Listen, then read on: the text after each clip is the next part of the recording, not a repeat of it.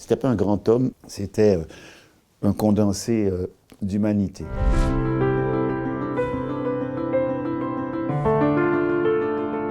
Ma bouche sera la bouche des malheurs qui n'ont point de bouche.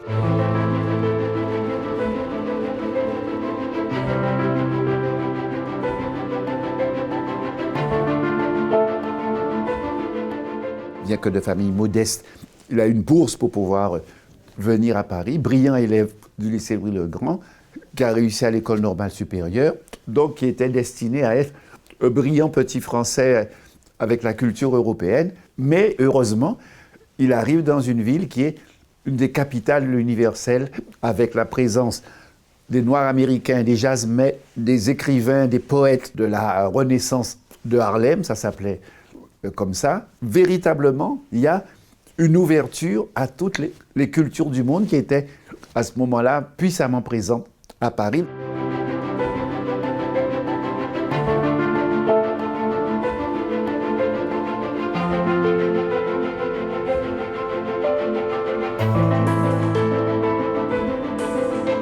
C'est tout simplement une manière de lutter contre le mépris et le racisme en revendiquant simplement un mot qui était de mépris, qu'est le mot nègre. Mais ça n'est pas une théorie, au contraire.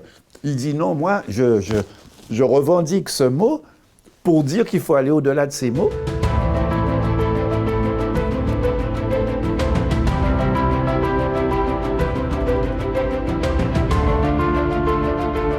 Je suis un homme juif, un homme pogrom, un homme cafre, un homme hindou de Calcutta, un homme de Harlem qui ne vote pas.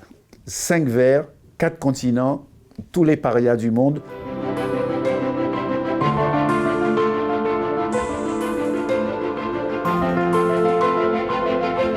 Césaire a été le plus long député de France. Il était maire de Fort-de-France pendant des décennies. Eh bien, il faut savoir qu'il n'a pas voulu. Au nom des idées qu'il avait, au nom de l'action qu'il avait, et en particulier auprès de la jeunesse comme prof, il a été appelé, en quelque sorte, par les élèves qui ont, je veux dire, caricature, mais qui ont dit aux parents d'élèves, c'est lui qu'on veut. Voilà.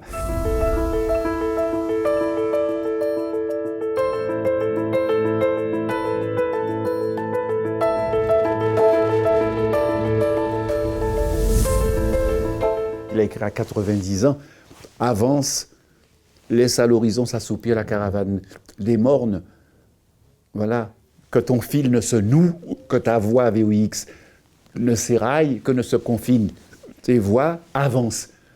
C'est le dernier poème qu'on a lu le jour de son enterrement avant qu'il soit dans sa tombe. Et c'est ce que son peuple a fait, avancer avec lui.